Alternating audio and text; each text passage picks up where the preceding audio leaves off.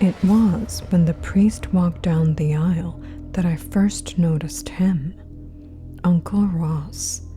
Somehow he was alive and well, standing near the back, wearing a black suit and beaming with his typical Cheshire cat smile. The very same Uncle Ross who was lying in the open casket by the days.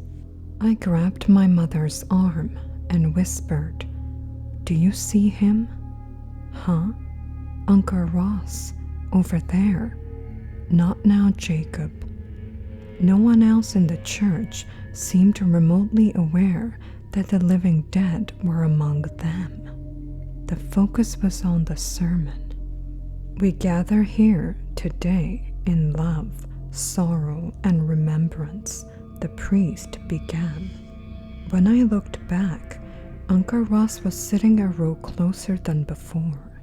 He tugged at his peppery beard and looked at me with his wild green eyes. "Hey, Jackie?" Unwittingly, I let out a scream. The priest paused. Everyone looked at me. My mother grabbed me by the shoulder. "Jacob, what's wrong?" Can't you see him?" "See who?" Everyone gave me the side eye, clearly perturbed by the spasm of a young boy. No one seemed to notice the obviously visible, smiling Uncle Ross amidst the crowd. I pointed to where I saw him, standing 3 pews down. "Uncle Ross," I said, half whispering, half confused. My mother glanced back and shook her head. She grabbed my hand with a stern look. "Are you going to behave?" Everyone was looking at where I had pointed to. No one appeared to notice Uncle Ross, but I could see him. In fact, my uncle smiled at me, looked around himself, and shrugged in a joking way, as if to say, "Uncle Ross, haven't seen him." I turned and closed my eyes. There was no way this was happening. There was no way this was happening. I focused on the priest, on the old warbly tenor of his voice. A grandson, brother, and a lifelong employee of CERN, our dearly departed made several significant contributions in his life. He had, as many said, a brilliant mind and always lit up any room he was in. I grit my teeth and glanced back. Uncle Ross was gone. In his spot, empty air. And then a calloused grip touched on my wrist. I looked up, Uncle Ross sitting beside me. A single finger on his lips. Shh. A moment ago, the spot beside me was bare, and now my uncle smiled, giggled through his teeth. Fear froze me stiff. "Just pretend I'm not here, Jackie. Don't mind me any mind." My mother hadn't turned an inch. She was ignoring me and watching the priest. "Isn't it funny?" Uncle Ross chuckled. He was speaking on a wavelength that clearly only I could hear. "All these clodpoles think I'm dead. They think I'm dead, Jackie. But that's not my real body. No. That's just the duplicate. That's just the decoy." I turned away from this ghost and kept my eyes on the priest. I didn't know what was happening, but I knew it wasn't supposed to be happening. "I chose you on purpose, Jackie. You were the youngest. It had to be you." My uncle's breath felt icy on my ear. My whole neck was seizing up. "You'll be the one to turn on the machine in 50 years. That's all I need you to do. turn on the machine in 2044. I'll tell you more when the time comes. He cleared his throat and patted my right knee. My entire lower body seized up too. Uncle Ross left his seat and walked out into the front aisle. You and I versus the world, kid. Now, how about we make this funeral memorable, huh? Uncle Ross grinned. Let's commemorate a little. He walked up into the dais and stood right next to the Reverend. Although we lost him in an unfortunate accident, his warmth, his influence, and of course, his scientific contributions will live on for many decades to come. Uncle Ross lifted his hand, made a fist, and then calmly phased it through the priest's head. It's as if my uncle was a hologram. Then Uncle Ross's pudgy two fingers poked out of the priest's eyes, as if the priest was being gouged from the inside. The pudgy fingers wiggled and swam around the old man's entire scalp. The Holy Father froze. A glazed look befell his eyes. Silence in the church. Everyone's breath stopped. Father Remy, is everything? The priest collapsed to the floor, flipping and contorting violently. The seizure made him roll, spasm, and audibly tear ligaments. Oh my goodness, someone help. A thin man in a tweed suit stepped out from the front. Someone from Uncle Ross's work.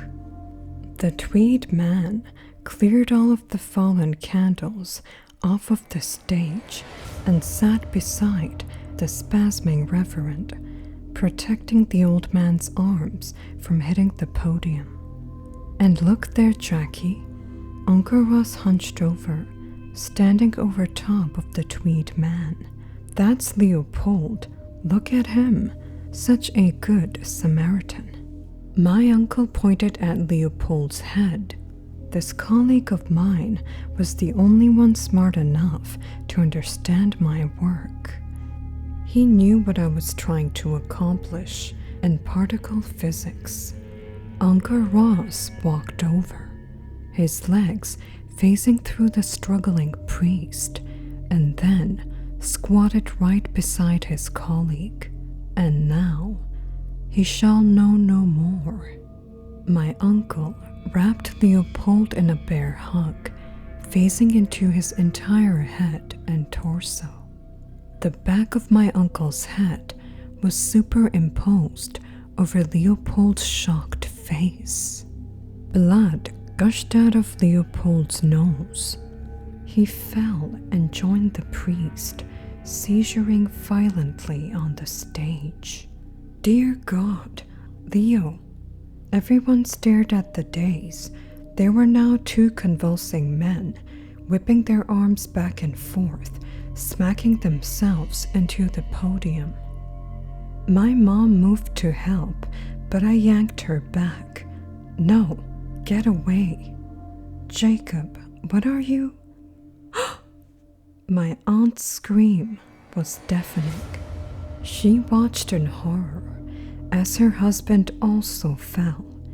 He rolled in the aisle, frothed at the mouth, and joined the contagious seizure spreading throughout the church. My uncle stood above him, laughing, flopping like fish.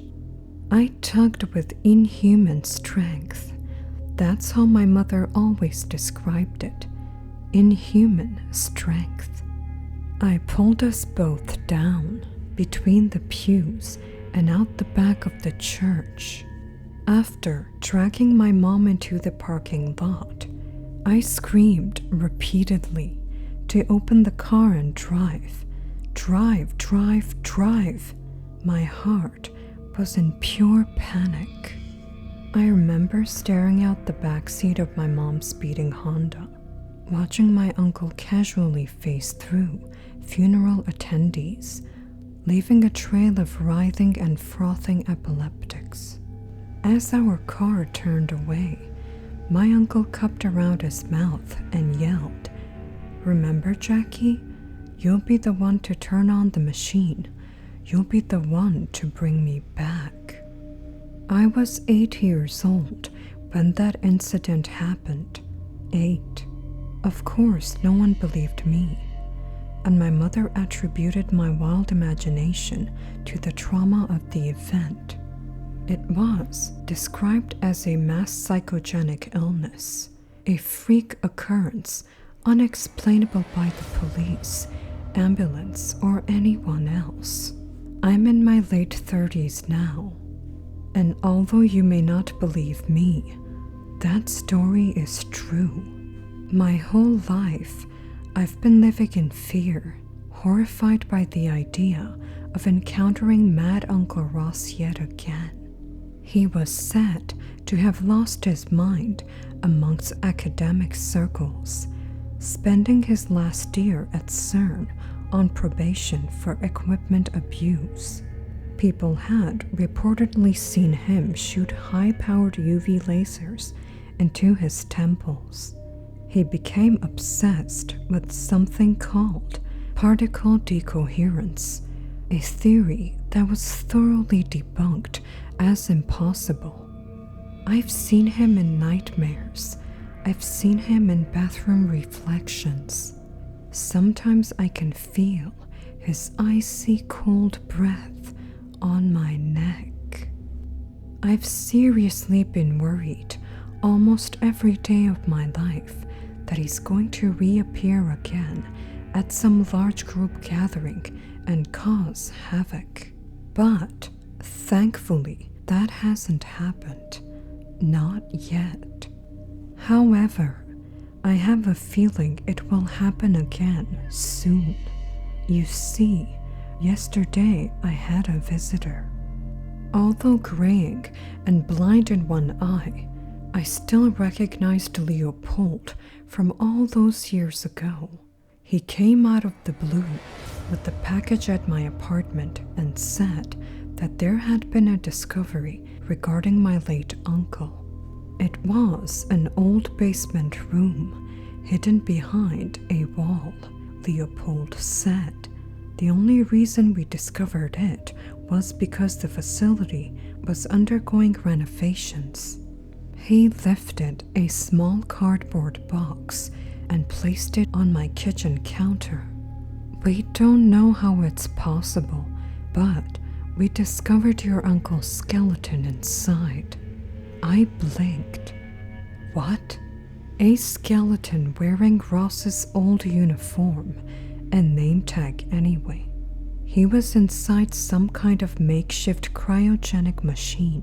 The rats had long ago broken in, gnawed him to the bone. He swiveled the box to me and undid a flap. I was visiting town and wanted to say hello to your mother. But after discovering this, I thought I should visit you first. I emptied the box's contents, discovered a small cotton cap with many ends, like a jester's cap. It looked like it was fashioned for the head of a small child, perhaps an 8-year-old boy. As I'm sure you know, your uncle was not well of mind in his final months at Geneva. We could all see it happening. He was advised to see many therapists. I don't believe he did. I rotated the cap in my hands, hearing the little bells jingle on each tassel. But I knew he always liked you. He spoke highly of his nephew. I looked into Leopold's remaining colored eye. He did? Why? Oh, I think he saw you as a symbol of the next generation. That whatever he discovered could be passed down to you as a next of kin. That's my sense of it. There was a bit of black stitching on the front of the red cap, pretty cursive letters. I stretched out the fabric. I don't know what he meant with this gift, but we found it within his cobwebbed and dilapidated machine. I feel certain he wanted you to have it." I read the whole phrase, "You and I versus the world, kid." I bit my lip.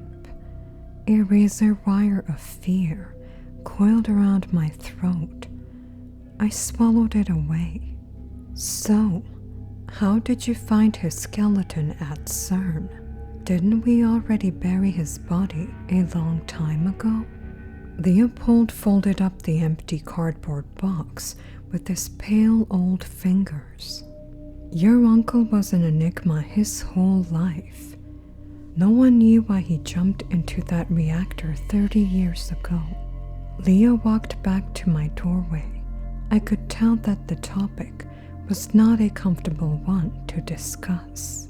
"I've spent a notable portion of my life trying to figure out what your uncle was thinking, but it's led me nowhere. His theory of particle decoherence was sadly proven false." I wanted to offer Leopold a coffee or something. He had only just arrived, but he was already wrapping his scarf back around his neck. "Hey, you don't have to leave just yet." Some kind of heavy weight fell upon Leopold, something too dark to explain. He took a few deep breaths and then, quite abruptly, grabbed both of my shoulders. "He wanted you to have it, okay? Just take it. Take the cap." "What?" "Whatever you do, Jacob, just stay away from him. If you see him again, run. Don't look at him. Don't talk to him. Don't pay him any attention."